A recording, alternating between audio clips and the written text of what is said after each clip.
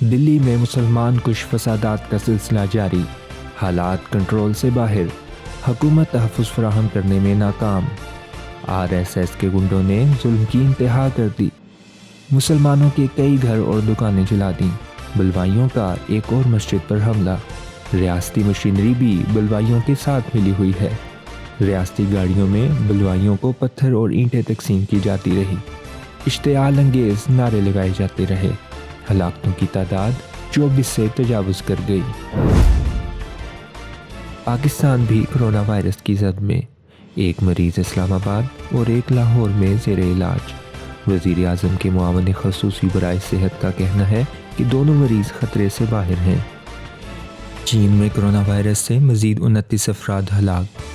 ہلاکتوں کی تعداد 2744 ہو گئی، جنوبی کوریا میں بھی 334 نئے کیس رپورٹ،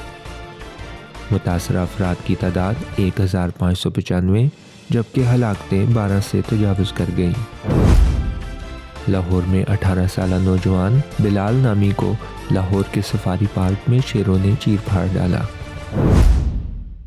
امریکی ریاست وسکونسن کے شہر ملواکی کی ایک کمپنی میں سابق ملازم کی فائرنگ نے 5 افراد کی جان لے لی۔